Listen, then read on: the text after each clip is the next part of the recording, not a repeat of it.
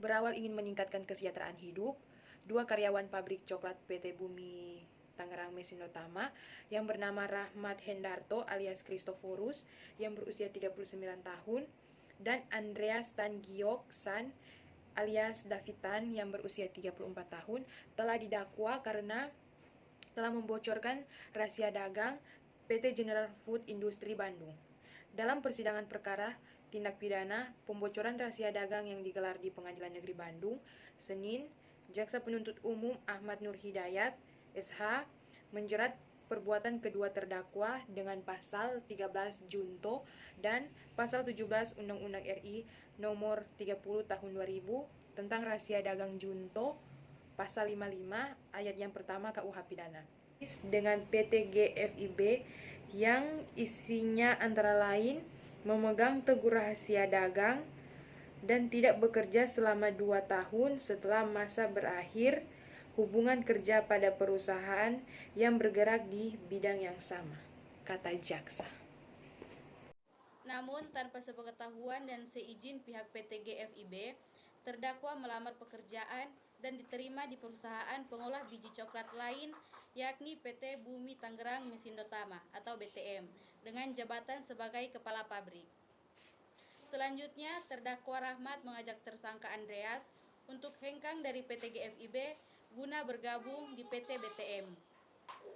Bahkan kata jaksa, untuk mengelabui PT GFIB, kedua terdakwa membuat surat lamaran kepada PT BTM dengan menggunakan nama samaran, yakni terdakwa Rahmat mengganti nama menjadi Kristoforus, Rahmat Hendarto, dan terdakwa Andreas dengan nama Davitan. Dalam nota dakwaan, dikatakan jaksa, perbuatan kedua terdakwa dianggap oleh PT GFIB telah melanggar dan mengingkari kesepakatan tertulis dan membocorkan rahasia dagang, serta perbuatan terdakwa diadukan oleh pihak PT GFIB pada tanggal 27 November 2007 ke Polda Jabar.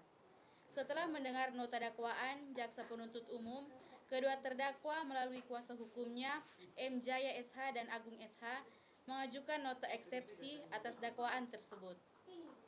Usai persidangan, kata kuasa hukum terdakwa, pengaduan pihak PT GFIB yang berbuntut kasus pidana itu dinilai berlebihan. Karena PT GFIB telah melanggar pasal 38 Undang-Undang RI nomor 39 tahun 1999 tentang hak asasi manusia. Sebagaimana yang diatur dalam Undang-Undang Hak Asasi Manusia, kata Agung SH, semua warga negara berhak dan bebas mencari penghidupan dan kesejahteraan hidupnya yang layak.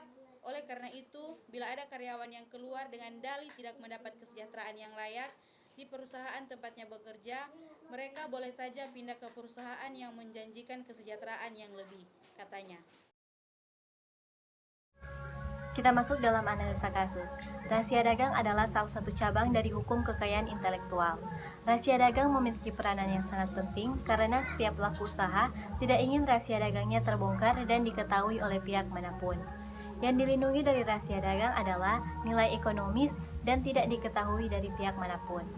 Rahasia dagang sendiri telah diatur dalam Undang-Undang Nomor 30 Tahun 2000 mengenai rahasia dagang. Tentunya dalam setiap melakukan kegiatan usaha, kita akan menemukan hal-hal yang akan menimbulkan sengketa. Salah satu sengketa yang terjadi akibat pembocoran rahasia dagang. Dalam kasus ini, terdakwa Rahmat Hendarto alias Kristoforus dan Andreas Tangioksan alias Davitan telah melakukan pembocoran rahasia dagang. Mereka merupakan karyawan PT Bumi Tangerang Mesin Utama.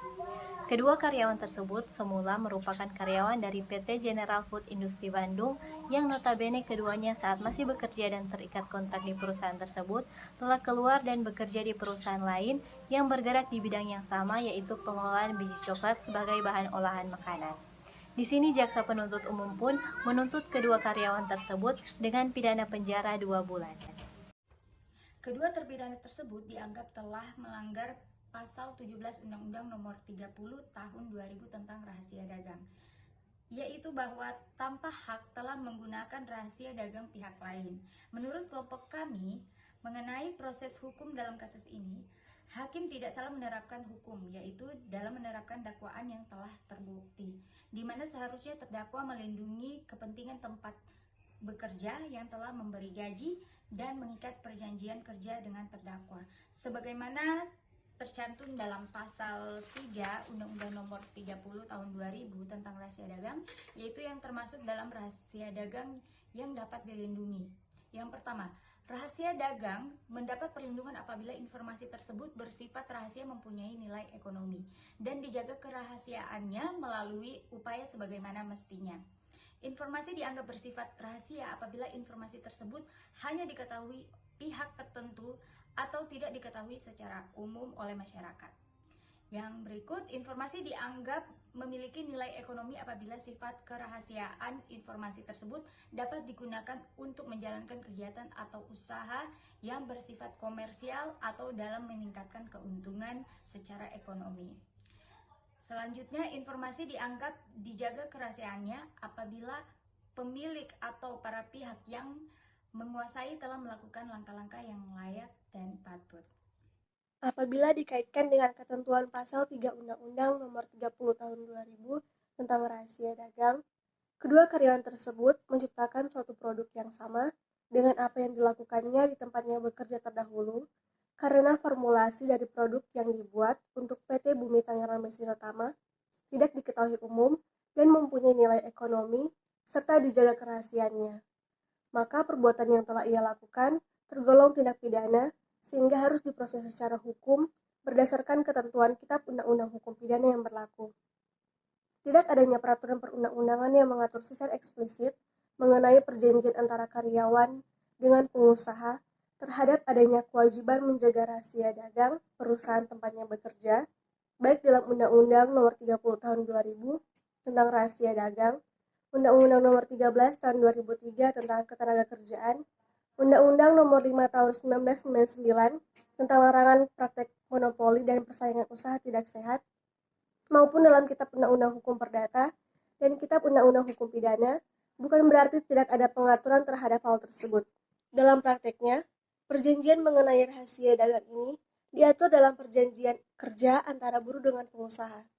Perjanjian kerja merupakan salah satu dari perjanjian untuk melakukan pekerjaan sebagaimana yang dimaksud dalam pasal 1601 Kitab Undang-Undang Hukum Perdata.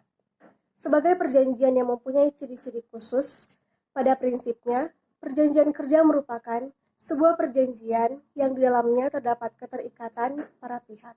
Sehingga sepanjang mengatur mengenai ketentuan yang sifatnya umum, terhadap perjanjian kerja berlaku ketentuan umum. Perjanjian kerja merupakan perjanjian yang memaksa, karena para pihak tidak dapat menentukan sendiri keinginannya dalam perjanjian sebagaimana layaknya dalam hukum perikatan dengan istilah kebebasan berkontrak yang tercantum dalam pasal 1338 KUH Perdata. Dengan adanya perjanjian kerja, para pihak yang mengadakan perjanjian mempunyai hubungan hukum yang disebut hubungan kerja. Dan sejak itulah, mereka yang mengadakan perjanjian kerja berlaku hukum perburuan. Namun, hal ini bukan berarti tidak dapat dibuat suatu kesepakatan antara pengusaha dengan karyawan yang kemudian dapat digunakan dalam perjanjian kerja tersebut. Asas kebebasan berkontrak tetap dapat berlaku sejauh mana tidak bertentangan dengan kaidah heteronom dalam hukum perburuhan, dengan kata lain tidak bertentangan dengan peraturan perundangan dalam bidang perburuhan yang ditetapkan oleh pemerintah. Kesimpulan dari kasus tersebut yaitu pembocoran rahasia dagang yang dilakukan oleh kedua tersangka yaitu Rahmat Hendarto dan Andreas Tankioksan, mereka terbukti bersalah karena telah melakukan pembocoran rahasia dagang. Perusahaan pun berhak menuntut kedua karyawan tersebut sesuai dengan Undang-Undang Nomor 30 Tahun 2000 mengenai rahasia dagang karena secara sah dan meyakinkan mereka telah terbukti melakukan tindak pidana.